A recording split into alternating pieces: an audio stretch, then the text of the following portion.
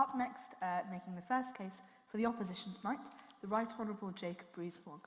Jacob Rees-Mogg is the Conservative Member of Parliament for North East Somerset and is currently the Leader of the House of Commons and Lord President of the Council. He has previously been a member of Exiting the European Committee, the Treasury Select Committee and the Procedure Committee. Jacob, the floor is yours.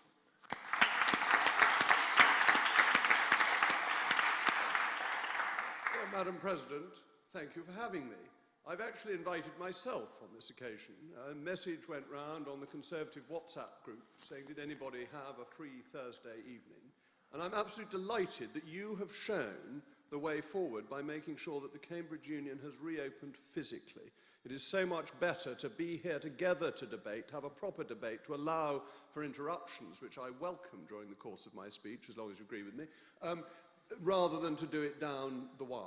So thank you for that, and thank you for allowing me to invite myself, because I come from your younger sibling establishment, the Oxford Union, where I was librarian some years ago. So it is nice, it's an honour for me to come and see the real intellects of this world, as Tan said, the people who will be leading the country in future generations. So thank you very much for having me to defend Her Majesty's government from the charge put so eloquently by Tan Desi, the distinguished honourable member for Slough.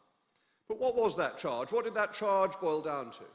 The charge boiled down to saying that something hit this country, the coronavirus, COVID-19, that had been unexpected, that was not predicted by anybody, and that in dealing with that, not every decision was perfect.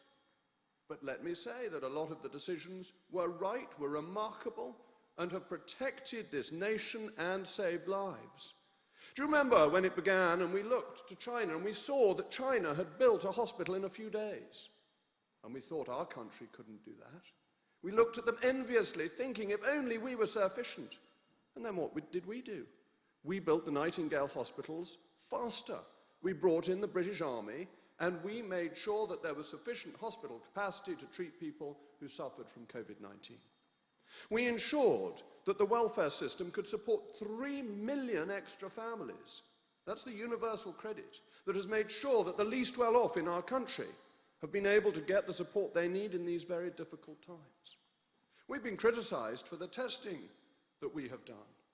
But there was no testing in this country in February, none. And now we test over 300,000 people a day, rising to 500,000 by the end of the month. I, of course, give way to the honourable gentleman. Would you have expected there to have been testing in February? Because the idea that you came from nowhere is not impressive if this is a new disease. I don't follow the logic of that, but Cambridge logic may be above, a simple Oxford man.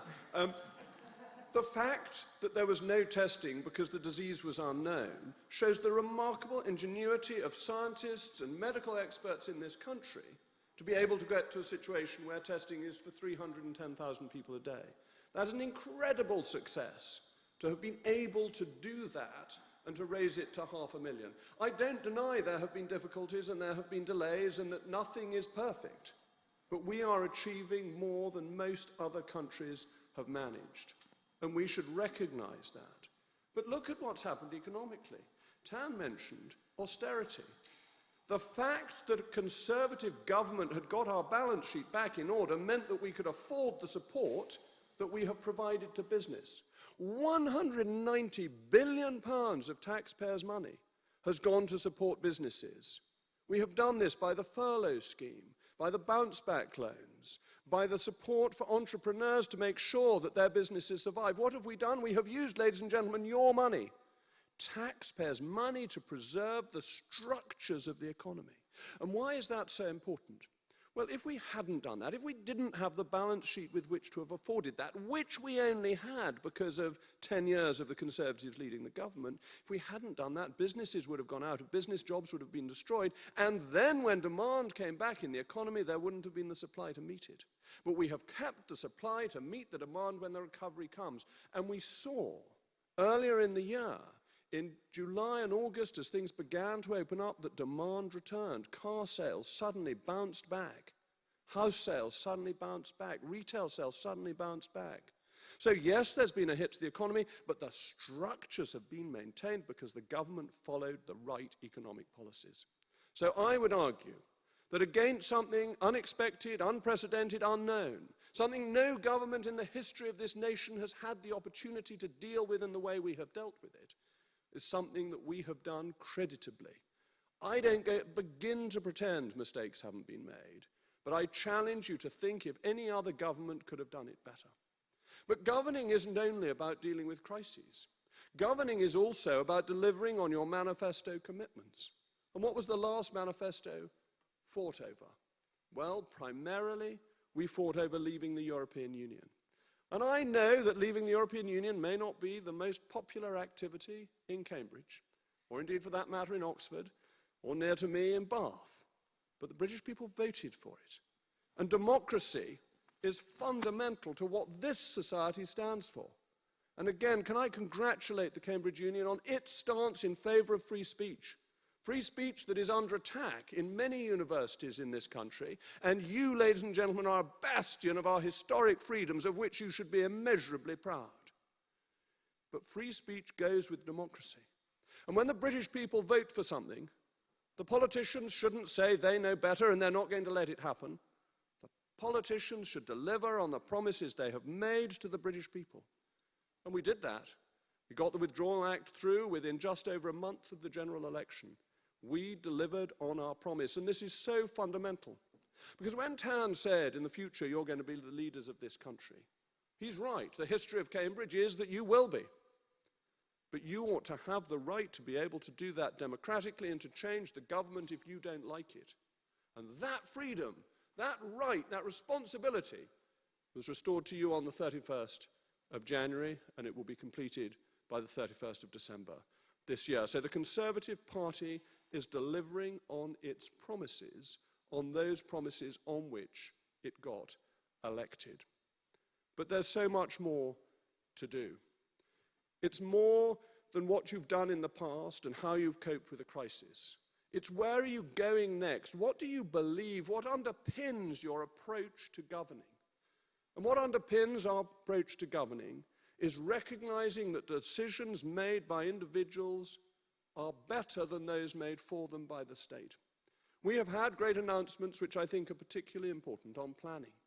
Because, as Boris Johnson said in his speech to the Conservative Party conference, we think that people ought to have the opportunity to own their own home. Most people in this country, if I ask the audience, I don't know if I'm allowed to do that, Madam President, but if I ask the audience, I imagine most of you would like to own your own home by the age of 35. But that is an ambition that, though it may be easy for Cambridge graduates, is difficult across the country, and is why we have to build more homes, not because you won't be able to afford good homes by the age of 35, but because your poorer brethren in this country need to find that houses are affordable and they are able to buy them. And we will only be able to do that if we have a planning system that responds to it. But it's about looking at what individuals want, recognizing what their needs are, what their ambitions are, and having a politics that is about removing the obstacles from people's lives so that they can lead the lives they want to lead. It is about freeing people up, not about saying we think it's better if you go this way, but saying you make the choices, you decide, and we are here to help and to remove those obstacles.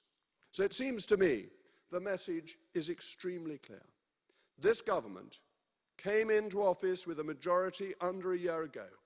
Within a few months, it faced an unprecedented crisis, which it has managed to handle as well as anybody could have done.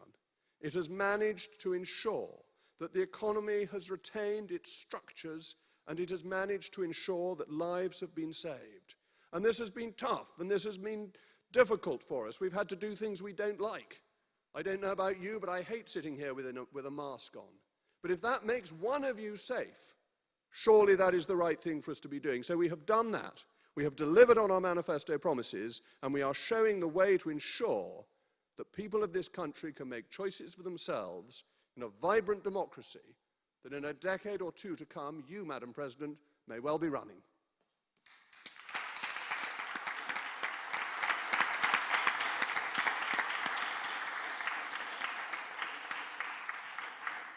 Thank you, Jacob, for your kind words about the Union and for an excellent speech.